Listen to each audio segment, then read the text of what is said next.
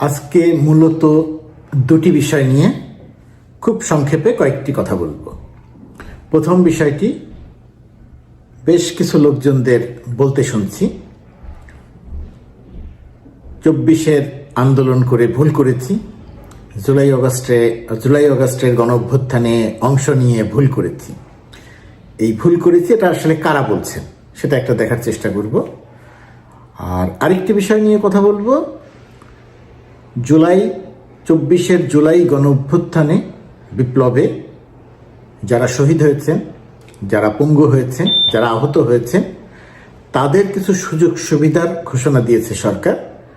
সেটা নিয়ে এক ধরনের বিতর্ক তৈরি করার চেষ্টা করা হচ্ছে। এই বিতর্কটি কারা করছে, কেন করছে, এই বিতর্কের যৌক্তিক দিক কি, এই বিষয়টি নিয়ে কয়েকটা কথা বলবো। তার আগে একটা কথা বলে নেই, গতকালকের ভিডিওটির পর অনেকে কথা বলেছেন যে এতদিন কেন কথা বলেননি, কেন চুপচাপ আছেন। এই যে এতদিন কেন কথা বলিনি, কেন চুপচাপ আছি, এর খুব যে সুনির্দিষ্ট কারণ আছে, কিন্তু সেটা যে খুব জোরালো কারণ সেটা হয়তো নয়। যেহেতু আমি বর্তমান সরকারের অংশ, সরকারের হয়ে কাজ করছি, এই মুহূর্তে মার্কিন যুক্তরাষ্ট্রের ওয়াশিংটন ডিসিতে আছি। এখানে যুক্তরাষ্ট্র সরকারের সঙ্গে বাংলাদেশ সরকারের নানা রকমের কাজকর্মের সঙ্গে সম্পৃক্ত আছি। কি ধরনের কাজ করি সেটা হয়তো আরেকদিন বলবো, অন্য এক সময় বলবো। এই কথা না বলার কারণটি হচ্ছে, যেহেতু সরকারের অংশ, সরকারের কাজ করছি, চাকরি করছি, তো সেই কারণে অনেকেই বলার চেষ্টা করেন যে সরকারের অংশ হয়ে সরকারের কাজ করে, সরকারে কাজ করে এই ধরনের পাবলিক প্ল্যাটফর্মে এসে কথা বলা উচিত নয়। আমিও সেরকম কারণেই একটু চুপচাপ ছিলাম, কথা বলিনি।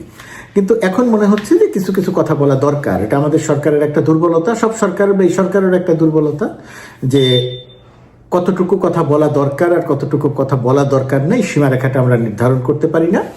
আমরা কেউ হয়তো অনেক কথা বলি, আবার কেউ হয়তো একেবারে চুপচাপ হয়ে যায়। একেবারে চুপচাপ হয়ে গেলে যে অসুবিধাটা হয়, এই যে সরকার এবং দেশের মানুষের বিরুদ্ধে যে একটা প্রোপাগান্ডা চালানো হয়, সেই প্রোপাগান্ডা যারা চালায়, যদি এগুলোর জবাব দেয়া না হয় বা সত্যটা যদি তুলে ধরা না হয়, তাহলে ওই প্রোপাগান্ডা যারা চালায় তারা এক ধরনের সুবিধা পেয়ে যায়। তো এই গত কিছুদিন ধরে তো এক নাগারে প্রোপাগান্ডা চালানো হচ্ছে। তো সেই প্রোপাগান্ডাগুলো বিষয়ে যতখানি না জবাব, তার চেয়ে বেশি একটু সত্যটা তুলে ধরা দরকার বলে মনে করছি, এবং সেই কারণেই মনে হচ্ছে যে আবার এখন মাঝে মধ্যে কথা বলবো। আমি জানি না এর প্রতিক্রিয়া কি হবে, দেখা যায়। প্রথমত কথা, জুলাই গণ অভ্যুত্থানে অংশ নিয়ে ভুল করেছি কেন বলছেন এ কথা? দেশের অবস্থা খুব খারাপ হয়েছে। ধরেন একটি ধর্ষণের ঘটনা ঘটলো কুমিল্লায়। ধর্ষণের ঘটনা তো কোনোভাবেই সমর্থনযোগ্য নয়, অবশ্যই এটার দৃষ্টান্তমূলক শাস্তি হতে হবে। একটি ঘটনাও যদি না ঘটতো তাহলে সেটা খুব ভালো হতো, কিন্তু ঘটনাটা ঘটছে। ধর্ষণের ঘটনা পশ্চিমবঙ্গে ঘটে, ধর্ষণের ঘটনা বাংলাদেশে ঘটে, ধর্ষণের ঘটনা আমি যেখানে এখন বসে কথা বলছি মার্কিন যুক্তরাষ্ট্র, এখানে ঘটে।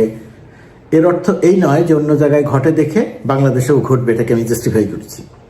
এর অর্থ এই নয় যে এখন ঘটছে আমি বলবো যে আগেও এরকম ঘটনা ঘটেছে, এটা বলে জাস্টিফাই করবো, মোটেই তা নয়। কিন্তু আপনারা যারা এই কথাটা বলছেন যে আগে ভালো ছিলাম অথবা কোনো অভ্যুত্থানে অংশ নিয়ে ভুল করেছি, এখানে দুই রকমের লোক আছে। একটি হয়তো অতিরিক্ত আবেগ থেকে বিশাল কিছু প্রত্যাশা করেছিলেন, সেইখানে সেই প্রত্যাশা পূরণ হচ্ছে না, সেই জায়গাতে কেউ কেউ এই হতাশ হয়ে কথা বলছে। আর একটা অংশ আছে, এইটা একটা টাউট বাটপার শ্রেণী। এর মধ্যে একজন অভিনেতা দেখলাম, নাম যেন পাভেল না কি যেন, তিনি কি করেছেন, কোথায় করেছেন আমি জানি না, তিনি বলছেন আমরা ভুল করেছি। এইটা হচ্ছে একটা মতলববাজ শ্রেণী। এই মতলববাজ শ্রেণী মূলত আওয়ামী লীগের সুবিধাভোগী, হয় সুবিধা নিয়েছেন অথবা সুবিধা নেওয়ার লাইনে ছিলেন, অথবা গণঅভ্যুত্থানের পরে আওয়ামী লীগ সরকারের পতনের পরে মনে করেছিলেন যে বিশাল কোনো সুবিধা পাবেন, সেই সুবিধা পান নাই। সেই কারণে তারা এখন বলছেন যে গণঅভ্যুত্থানে অংশ নিয়ে ভুল করেছি। তারা এটা বিবেচনা করে না যে আগে গুমের ভয় ছিল, এখন গুমের ভয় নেই। আগে পুলিশ গুলি করে মানুষ হত্যা করতে, এখন গুলি করে মানুষ হত্যা করে না। আগে জিনিসপত্রের দাম অনেক বেড়ে গিয়েছিল, এখন জিনিসপত্রের দাম নিয়ন্ত্রণে আছে।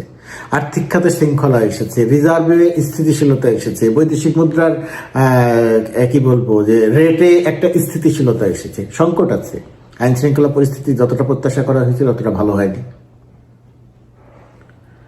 মানুষের মনে 24-এর গণঅভ্যুত্থানের যে স্বপ্ন দেখেছিল, সেই স্বপ্নে অনেক বড় পরিবর্তন প্রত্যাশা করেছিল, কিন্তু সেই পরিবর্তনটা সেইভাবে হয়তো হয়নি মানুষ যতটা প্রত্যাশা করেছিল। কিছুই হয়নি তা তো নয়। বলছে সংস্কার নিয়ে আলোচনা হচ্ছে, কোনো কিছু তো হচ্ছে না। আসলে কি তাই? সবকটি রাজনৈতিক দল এক হয়েছে যে আবার তত্ত্বাবধায়ক সরকার ব্যবস্থা ফিরিয়ে আনা হবে। আবার তত্ত্বাবধায়ক সরকার ব্যবস্থা ফিরিয়ে আনা হবে, এটা কি অনেক বড় অর্জন না বর্তমান সরকারের? তত্ত্বাবধায়ক সরকার ফিরিয়ে আনবে মানেটা কি? গণতন্ত্র আবার দেশে ফিরে আসবে, মানুষ আবার ভোটের অধিকার পাবে। আপনি যে ভোট দিতে পারেন নাই 14, 18, 24-এ, সেই ভোট আপনি সামনের ফেব্রুয়ারি নির্বাচনে দিতে পারবেন। তত্ত্বাবধায়ক সরকার ব্যবস্থার কারণে আগামী নির্বাচনগুলোতে দিতে পারবেন। এরকম বহু অর্জন আছে। সুতরাং যারা বলছেন যে ভুল করেছিলাম, তারা অতিরিক্ত আবেগ থেকে যারা বলছেন তাদের বিষয়ে কোনো কথা নেই, কিন্তু মতলববাদ শ্রেণী বিষয়ে আপনারা সচেতন থাকবেন। বহু পরিবর্তন হয়েছে, সামনে আরো বহু পরিবর্তন হবে। সবচেয়ে বড় প্রাপ্তি কি? সবচেয়ে বড় প্রাপ্তি হচ্ছে শেখ হাসিনার মতো একটা ফ্যাসিস্ট দানব গণহত্যাকারীকে বাংলাদেশের মানুষ বিতাড়িত করেছে, পালিয়ে যেতে বাধ্য করেছে। এখন তার বিচার হচ্ছে, এই বিচারে তার শাস্তি নিশ্চিত করা হবে। সুতরাং এটা অনেক বড় অর্জন। আরো অনেক কথা বলা যায়, বিস্তারিত বলছি না। এখন আসি যে আরেকটি যে কথা বলার চেষ্টা করলাম দুটি বিষয়ের মধ্যে, সেই আরেকটি বিষয়। আচ্ছা, এইখানে আরেকটি কথা বলে নিই যে বৈদেশিক সম্পর্কের ক্ষেত্রে বর্তমানে সরকারের এক ধরনের শক্তিমত্তার প্রমাণ হচ্ছে, এবং সেই শক্তিমত্তার প্রমাণের জায়গাতে আমাদের আশেপাশে চারিদিকে খেয়াল করে দেখেন, বাংলাদেশ এক ধরনের নতজানু অবস্থার মধ্য দিয়ে এখন আর নাই। তো সবকিছু মিলিয়ে যদি কথা বলতে চাই, তাহলে দেখা যাবে যে বাংলাদেশের এই গত 1 বছরে অনেকগুলো অর্জন আছে। টাকা পাচার বন্ধ হয়েছে। পাচারকারী, খেয়াল করে দেখবেন, একটু এটা না বললে অন্যায় হবে, সব সরকারের বিরুদ্ধে টাকা পাচারের অভিযোগ আনা হয়, সব সরকারের বিরুদ্ধে দুর্নীতির অভিযোগ আনা হয়, অভিযোগ আসে। সেই অভিযোগগুলো যে অসত্য আমি তা বলছি না, কিন্তু খেয়াল করে দেখবেন বর্তমান ইন্টারিম সরকার দায়িত্ব নেয়ার পর থেকে বিদেশে যে টাকা পাচার হয়েছে, সেই টাকা উদ্ধারের একটা তৎপরতা শুরু করেছে। সেই তৎপরতার অংশ হিসেবে খেয়াল করে দেখবেন, সেই তৎপরতার অংশ হিসেবে সালমান এফ রহমান দরবেশ বাটপার, তার ছেলের সম্পদ ইংল্যান্ডে বাজেয়াপ্ত করা হয়েছে। তার সালমানের ছেলের সম্পদ ইংল্যান্ডে বাজেয়াপ্ত করা হয়েছে। ওই যে আরেক প্রতিমন্ত্রী ছিল না, জাভেদ আখতারুজ্জামান বাবুর ছেলে, তার সম্পদ, বিপুল সম্পদ লন্ডনে বাজেয়াপ্ত করা হয়েছে। এই বাজেয়াপ্ত করা হয়েছে বাংলাদেশ থেকে টাকা পাচার করে নিয়ে গিয়ে যে সম্পদ অর্জন করেছে, সেই সম্পদ লন্ডনে বাজেয়াপ্ত করা হয়েছে। তার মানে হচ্ছে শেখ হাসিনা যে টাকা পাচার করত, জয় যে টাকা পাচার করেছে, শেখ হাসিনা যে টাকা পাচার করতো, রেহানা যে টাকা পাচার করতো, তার সন্তানরা যে টাকা পাচার, টিউলিপের বিষয়গুলো নিয়ে ইংল্যান্ডের পত্রপত্রিকাতেই বিস্তারিত আলোচনা হচ্ছে। তো তার মানেটা হলো কি, যে এই যে পাচারকারীদের এখন শনাক্ত করা যাচ্ছে, ধরা যাচ্ছে, এটা বর্তমান সরকারের একটা বিশাল বড় সাফল্য।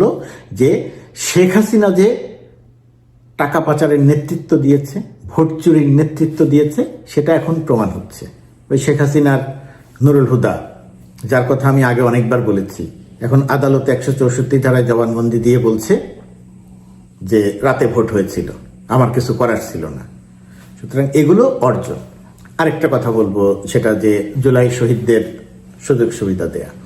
এখানে অতি সরলীকরণ করে একটি কথা বলা হচ্ছে, সেই কথাটা হচ্ছে যে মুক্তিযোদ্ধাদের কোটার বিরুদ্ধে আন্দোলন করে গণঅভ্যুত্থান সংগঠিত হলো, তাহলে এখন কেন কোটা দেয়া হবে জুলাই শহীদদের, আহতদের?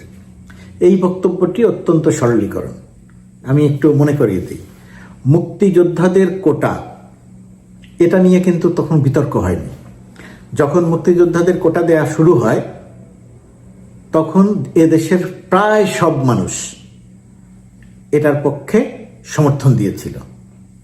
মুক্তিযোদ্ধার সন্তানদেরকে যখন কোটা সুবিধা দেয়া হয় তার বিরুদ্ধেও প্রতিবাদ হয়নি, তার বিরুদ্ধেও আন্দোলন ছিল না, তার বিরুদ্ধেও দেশের মানুষ গোসা করেনি, সেটাকেও সমর্থন করেছিল। তাহলে সমস্যাটা কোন জায়গাতে হলো? সমস্যাটা হলো যখন মুক্তিযোদ্ধার সন্তানদের নাতিপুতিরা, মুক্তিযোদ্ধার নাতিপুতিদেরকে যখন কোটা সুবিধার আওতায় এনে মেধাবীদের বঞ্চিত করা শুরু হলো। কিভাবে? ভুয়া মুক্তিযোদ্ধা তৈরি করে তাদের সন্তানদের অর্থাৎ মুক্তিযোদ্ধার নাতিপুতি নাম দিয়ে ভুয়া মুক্তিযোদ্ধা পরিচয় দিয়ে যাদেরকে কোটায় চাকরি দেয়া শুরু হলো, প্রতিবাদটা আসলো তখন। মুক্তিযোদ্ধারা এদেশের শ্রেষ্ঠ সন্তান, তাদেরকে যে সুযোগ সুবিধা আরো বেশি দেয়া যায় নাই, এটা যখন যারা দেশ পরিচালনা করেছে, ক্ষমতায় ছিল, সরকারে ছিল, এটা তাদের সম্মিলিত ব্যর্থতা। আমাদের মুক্তিযোদ্ধাদের সুযোগ সুবিধা আরো অনেক বেশি পাওয়া উচিত ছিল। এখনো জীবিত যে মুক্তিযোদ্ধারা আছে তাদের সুযোগ সুবিধা পাওয়া উচিত। একই রকম ভাবে জুলাই গণ অভ্যুত্থানে যারা শহীদ হয়েছেন সেই সমস্ত পরিবারকে ফ্ল্যাট না শুধু আর্থিক সহায়তা, ফ্ল্যাট সহায়তা, চাকরি সুবিধা সহায়তা, যত রকমের সুবিধা দেয়া সম্ভব তার সব দিতে হবে, আর্থিক অনুদান দিতে হবে।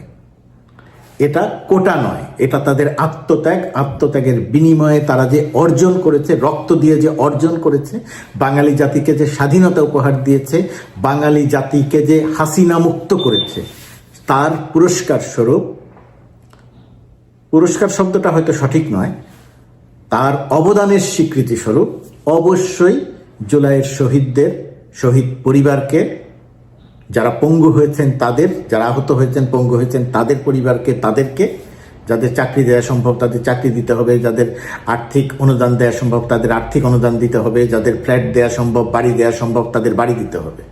তবে বলে রাখি, শেষ করি একটি কথা বলে, এই সব কিছু হতে হবে অত্যন্ত স্বচ্ছতার সঙ্গে। এটা সরকারের অঙ্গীকার এবং সরকারকে এই জায়গাটা ঠিক রাখতে হবে।